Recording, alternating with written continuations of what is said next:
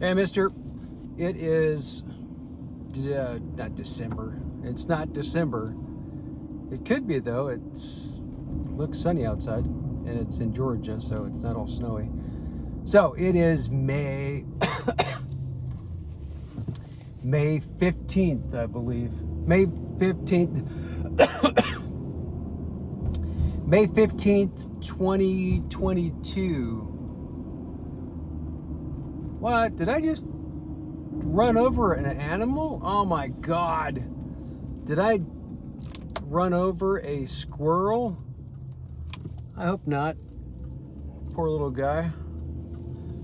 So anyway, I'm on my way to the store, leaving from our house that you have not been to yet because you're a turd. So we moved. We are selling the coach, and we bought a house in Griffin, Georgia. You guys should come up and check it out. I just had an alarm go off for some reason. It's not even 9 o'clock a.m. But anyway, so this is just a video because that's what I do. I do random videos and just blab to you because what else can I do? Seems kind of warm in here. And it's 70 degrees outside at 8:50 a.m. Driving through the property here to get outside. There's the sales center here on the right. That's where you can walk through the model homes and check them out. That's actually how I came across this place. Is I saw it online, saw some information about it, whatever. And so the prices were deceiving though, because they said prices started at like $260,000 for a new house, right? Brand new construction, 10-year warranty, the whole deal, which is great because I like brand new. I mean, it's okay to buy a used house, you know, a pre-owned house or whatever. It has to have an inspection and that kind of stuff. But so for the VA loan that I got for the yellow house in Wasilla, and then, well, other houses too, but a VA loan for that one. So I wanted to use my VA loan, which is zero down, meaning that you don't have to put any money down on your home loan. Like, let's say, just for example, our house here was 300 and I want to say it was 312,000, I believe. Anyway, so you would, for a conventional loan, I think it's like 15 to 20% down. So you'd have to cough up that money down to get a loan, and then, you know, blah, blah, blah, whatever. And then there's different types, but the VA loan, one of the cool benefits is you don't have to put any money down. And in fact, you can get some money back at the closing. And I don't remember, I think I did that when I refinanced the yellow house when your mom and I got divorced. I refinanced it and then I ended up getting some money back. But so we didn't put any money down on this house. But so the thing is I walked in and I saw a couple floor plans that were already built, already had stuff in them, so you could walk through, check out the kitchens, and, you know, sit down on a couch, whatever, and go, oh, this is awesome. This is awesome. Oh my God. Was it allergies or something? So you could walk through and say, this is awesome, sit down, you know, walk through the bathrooms, the bedrooms, that kind of stuff. But so what they don't tell you is that the floor plan, like, let's say every house is different, every floor plan is different. So let's just say that this particular floor plan that you're walking through has a standard square footage of 1,500 square feet. That's the standard price for 260,000, let's say. That's not, and that's including a small little cement patio outside. But what they don't tell you is they don't have a list of all the upgrades to that particular house that you're walking through. So when I saw a house that I really liked, all the houses I called Michelle, and she left work early. She just said she was sick, and she bailed on that place. She came over here because she works nearby, and we walked through, and we thought it was awesome. But like I said, they didn't tell you that the floor plans that you were actually walking through is actually the same base floor plan, because a lot of them had additional outside cement patios, or they had screened in porches, or they had sunrooms. And a sunroom was awesome. The one that we really liked was a base price of $273 or $274. I walked through that house and I was thinking, oh my gosh, this is awesome. This is the best thing ever. And because it had where normally it would have an outside porch, not even covered, an outside porch where you just, open to the elements, sitting outside in the blaring sun. It had just a cement patio out there. This particular house, I didn't realize it, had a sunroom right off to the kitchen where that porch would be. So I was thinking it was like an additional living room or something, which it is, and that'd be great. And we were thinking, oh, that'd be great for working out. You can put all your workout stuff over here, or vice versa, or whatever. But that wasn't, they didn't show all the upgraded prices, which was misleading to say the least. But then also it's weird that each actual property, well, I guess it's not weird because the land, so let's say they buy 50 acres, and some of it's high, some of it's low.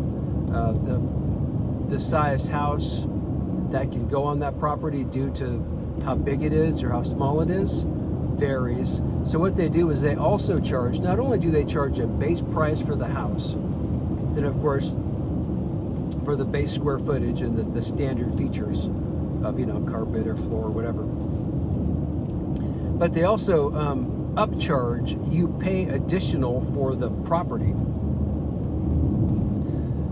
And a lot of those had really small pieces of property. The one that we saw, that we walked through, and we were trying to get in as soon as possible because I didn't know how long my Guardians of the Galaxy job was going to last. Obviously, all your movie jobs only last for as long as they need you to work on that movie, and that's if you're lucky enough to keep on working, because you can get fired because you're an asshole or whatever.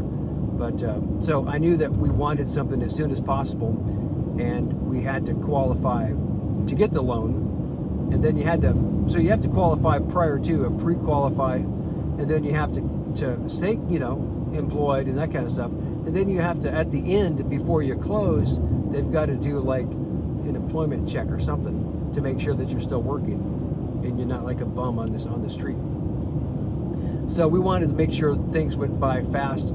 So that one place that we liked, the big floor plan that we liked, was 58,000 or so, and it had a really small property, small land footprint, which kind of sucked.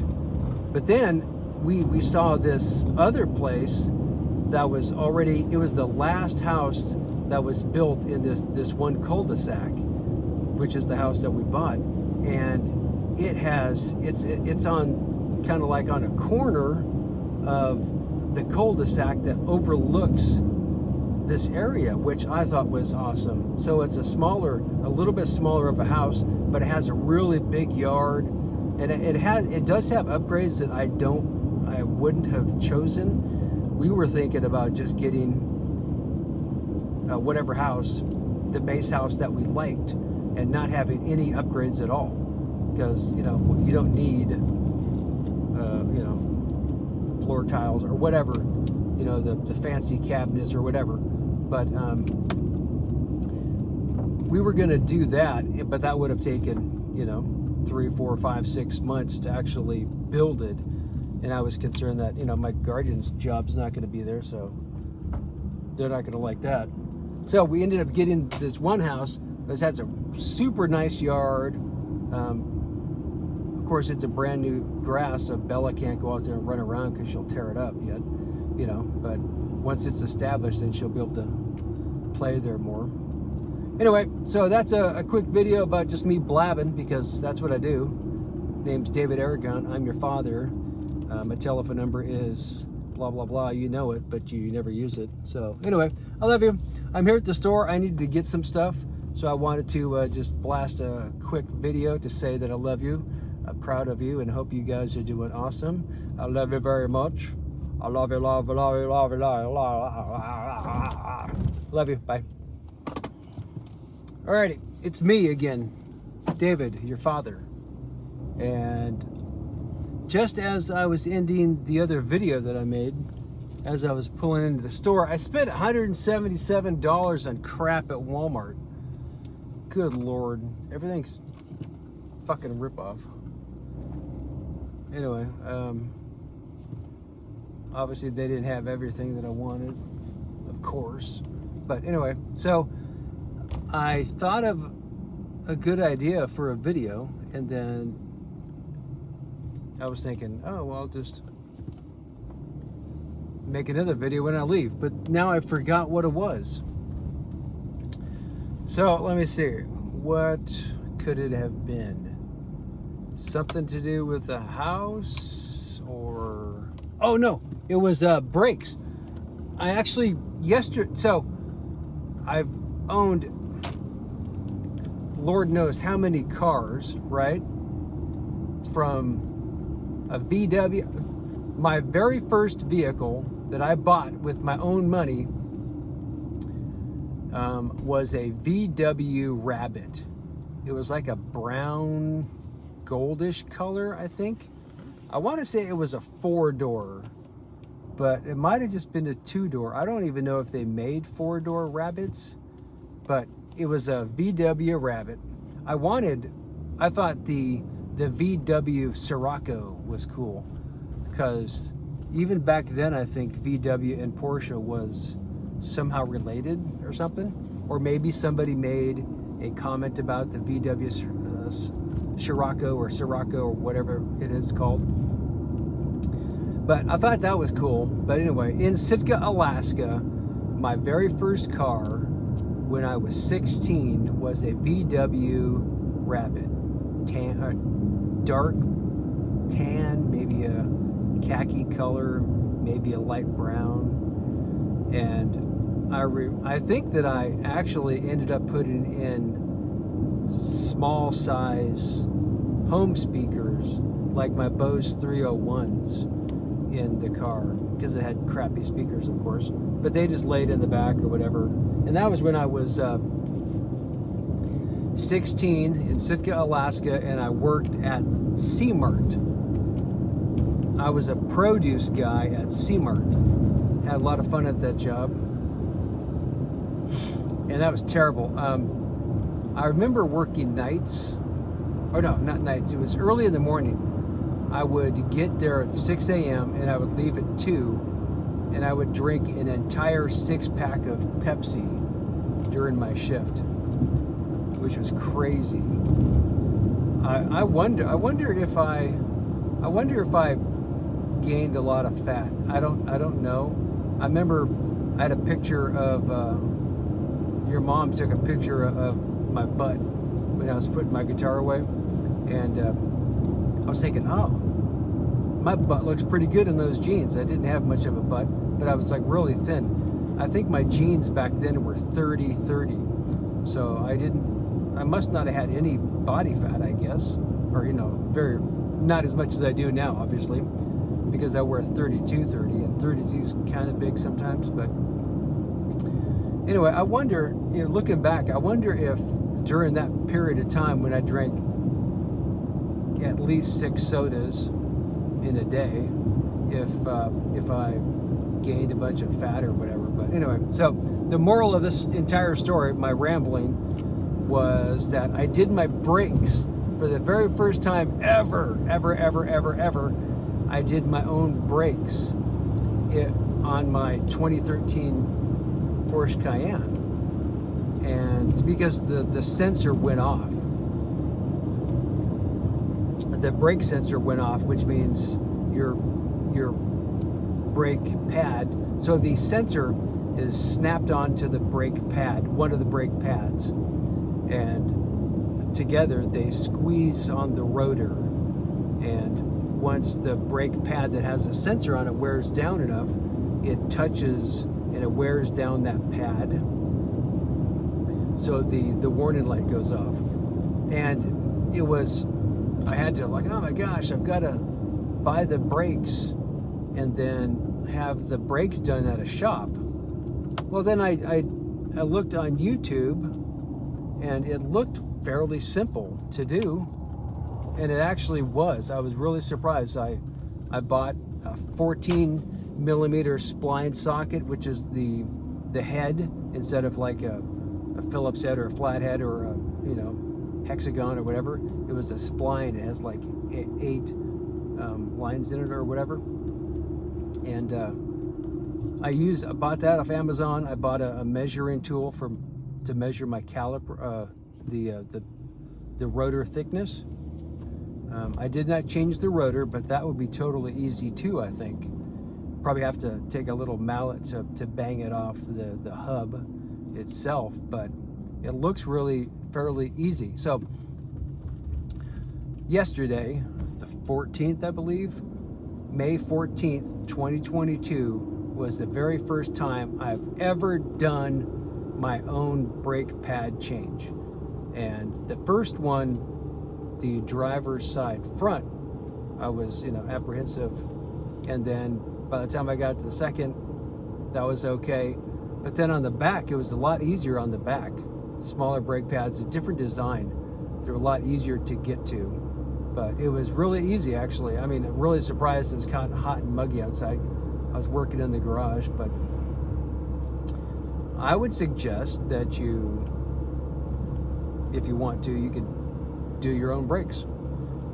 It looks like from what you've said, you've started to maintain your black Toyota Tundra, which is good, because that truck will last you for a long time. If you change the oil filter, you know, do the brakes when you're supposed to. If you just maintain that vehicle lasts for 300,000 miles probably. And that's the plan that I want to do with both of these Cayennes.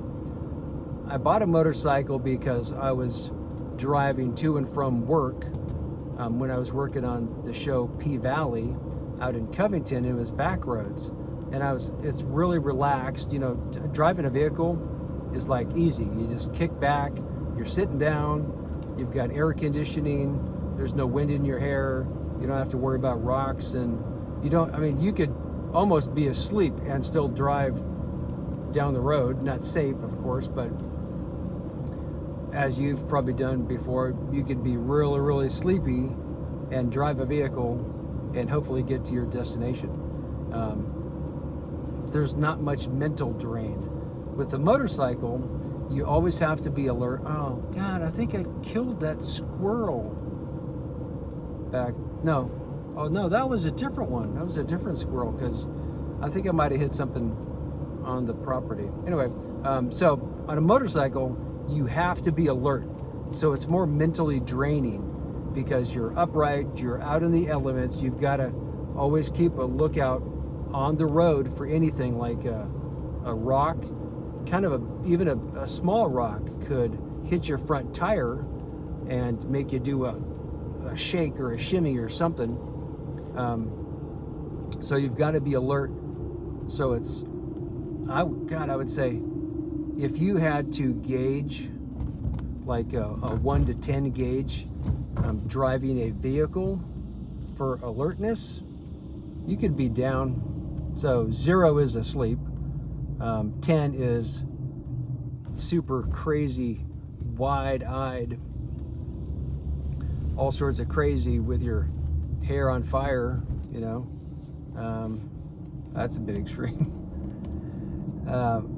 I would say not safe, of course, because you want to be alert, but for driving a vehicle, you could be down at like a 2 and still, I mean, I could be on a 1 and I could drive, especially on the property here, I could drive this vehicle to the house, right? But for a motorcycle, you've got to be more aware. I think the subconscious or even semi-conscious state of you knowing that you're doing a dangerous thing, your body and your mind is more engaged and more aware, so it's more mentally draining, which relates to some sort of physical drain, because you have to have the muscle awareness and the reaction times and that kind of stuff. So I don't even know where I was going with all that stuff. But anyway, I bought a motorcycle, and now I'm not comfortable sometimes. I don't see that thing that I potentially might have hit earlier today. So that's good. Anyway, sometimes, especially after work, I'm kind of apprehensive to ride, because my job, being a rigging grip, is so physical. I mean, we're moving pipes all day and big trusses and 150 foot, 37 foot tall blue rags or black rags or ultra bounces or whatever. So 37 by 150, and God, this stuff is heavy. But it's physically draining. So sometimes, especially when I realized, when I was sick Monday and Tuesday of last week or the week before, and I realized that I had COVID. But those days, it was like super hot. I had a textile motorcycle jacket which didn't breathe at all. It was black, and I thought it would breathe somewhat, but it was just hot. And I almost thought when I was driving home that I was having like heat stroke. I had shorts on, which I don't like, but I was really hot. My head was hot, and had my helmet open a little bit to try to get some airflow, but it was just, I was exhausting. So anyway, back to my original story of this whole thing was, I did my own brakes, and it was pretty easy, and I plan on doing my brakes on the blue Cayenne next time. That won't be for a long time, because we just got those done. But so far so good. Alrighty, I'm back at the house, so I've got to go. Gonna pull in here. I've got to clean the garage actually. So I love you. I will talk to you later. Have a fantastic day. I love you. Love you. Bye.